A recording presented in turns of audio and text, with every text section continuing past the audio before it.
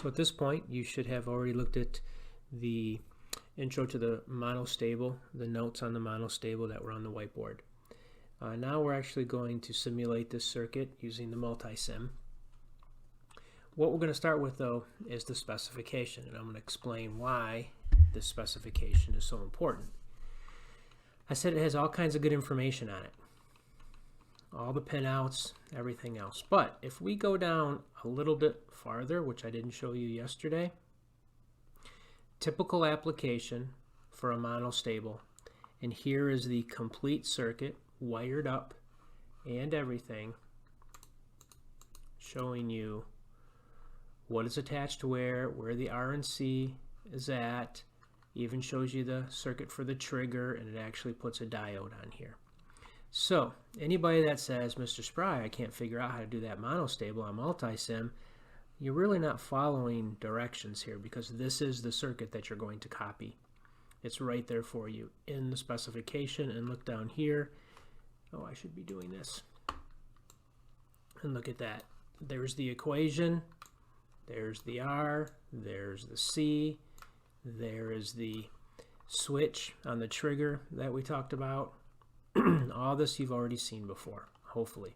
And there's the actual circuit.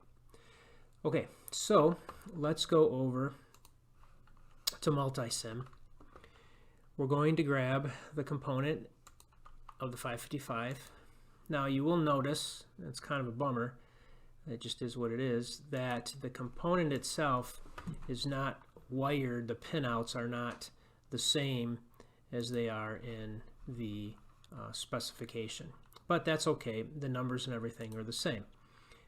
The output is pin 8, VCC is, the output is pin 3, VCC is pin 8, ground is pin 1, this is the control voltage, which is pin 5, your trigger is pin 2, your threshold, is pin 6, your discharge is pin 7, and then your reset is pin 4.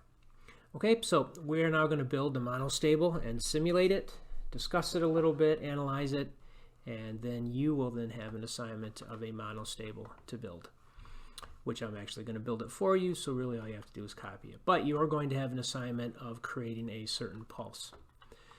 All right, so we know we need some R's and we know we need some C's, and first of all, of course, we need a battery. So we're going to go get a DC battery. I'm going to put that battery way over here. And I'm going to start building from the chip out just to make it nice and neat. I know that my R and my C go in between pin 7 and pin 6, which is the discharge and the threshold. So on the simulator, I'm going to do that first. I'm going to grab a resistor and I'm going to grab a capacitor. Now, unfortunately, we don't have electrolytic capacitors, so we're going to have to just make with what we have. We'll line these up the best we can. Now, in the instructions that I gave you in the notes, we calculated a 5-second pulse. So that's what we're going to do here. We're just going to use those values for this simulation, which that was a 45K, and I believe this was 100 microfarad. So we're going to go with those two values, and we know that they are connected to pin 6 and pin 7. How do we know that? Well, because that tells us right there. Pin 7 through the resistor, pin 6 down, these are connected together in a straight line, and that's what we've just done. So really, we're just doing what the specification tells us. We also know that this is connected to power. Why? Well, because the specification told us. All right, and we know that this goes to ground.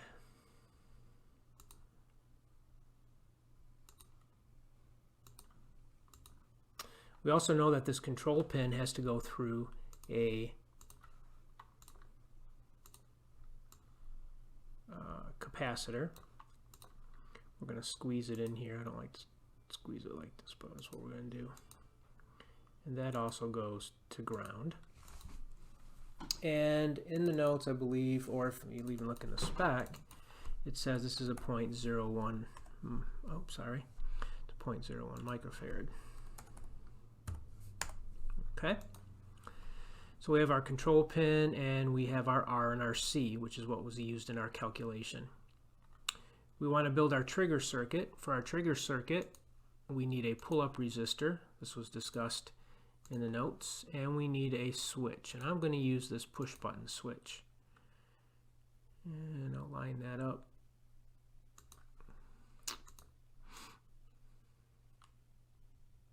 Again, I'm kind of a stickler for everything being nice and neat.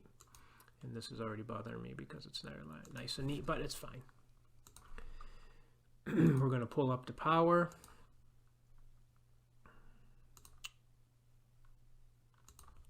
And we're going to pull this to ground. Okay, so there's our switch for our trigger. If we close the switch, this is ground, it goes into the trigger, which is a low, and when it's not pushed in, we're pulled high. How do we know that we're pulled high? Well, we're going to bring our battery over.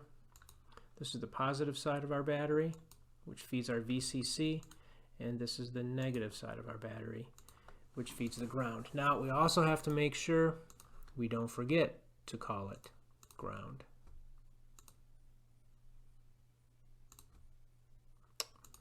Gotta move it farther away, I guess.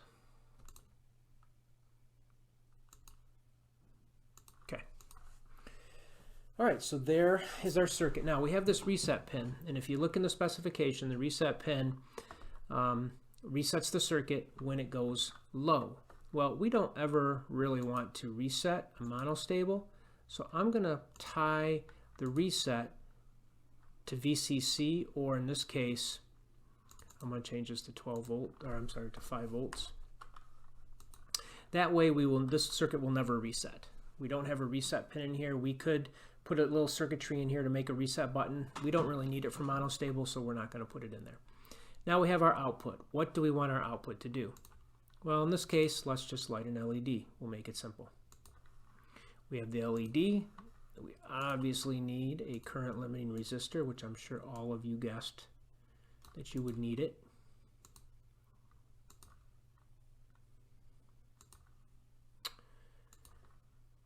Nothing here that I'm doing should surprise you. We want to make sure our value is, I'm going to go with a 220 ohm resistor. That's kind of nominal. There's our monostable circuit, our 555 monostable circuit, which should give us a single pulse of 5 seconds. And that 5 seconds, again, from our notes, is based on this R and that C. 1.1 times R times C gives you roughly 5 volts. Now, this resistor value was actually 45,454. We're just going to round it up to 45K. All right, let's see what it looks like. If we go to our split graph, what I want to do on my graph, I want a minimum of 0 and a maximum of 5.5. And yeah, we'll keep it there for now. It doesn't really know what our time frame is. It looks like it's okay. I just did this on the last one, so it's already showing a chart. And I want to monitor that point right there because that should be where our timing comes in. Okay, if I run this, you're going to see a couple things here first, and let me explain. You're going to see a counter here at the top. That counter is how fast the simulator is going. And you're going to notice that it goes pretty slow. This is a 5-second pulse, but unfortunately it counts really slow, so it takes longer. But how I had this set up before is in 1 second increments. The way this is going to reset as soon as I start it, so it'll be interesting to see what it looks like. But we'll still look for a 5-second pulse.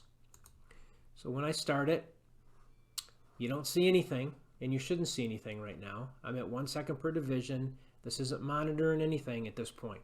But when I hit the switch, then I'm going to turn the switch back off, you notice all of a sudden you can see that pulse. And this is what I mean by it going slower. There's the 0 mark. The pulse started. It went straight up. You can see the green line. Now it's going over. It's 1 second per division. So that's 1, 2, 3, 4, 5. That pulse should last about over here. you can see here that it's counting rather slow. Again, this is just a simulator issue. It's nothing more than that. We can't adjust this one like we adjust ours in class to go more real time. It is what it is. This is a fairly complicated circuit probably for the software piece, and it is what it is. But as soon as this hits 5 seconds, you're going to see this drop, and it should drop, and it will drop. There it goes. So there is our 5-second pulse. And it went right back to 0 and the light turned off. Now I can hit this again and immediately will give me another 5-second pulse. I can squeeze this in actually and make it a little bit bigger or a little bit smaller by using these. Now I'm still at 1 second per division, but okay, that is the monostable. So as soon as you hit the trigger button, it starts, it goes up for 5 seconds, then drops back down. I hit the switch again, it went back up. It's going to go for another 5 seconds. Should be around, I don't know, this area over here, and then it should turn off again. We'll wait till it does that, and then I'll stop the video.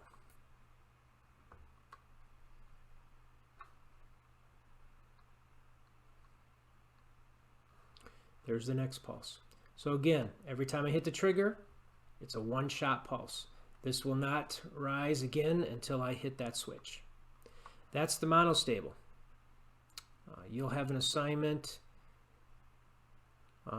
that will give you, what I'm going to give you is an assignment. You can just repeat this circuit exactly. Once you build it, don't delete it, save it.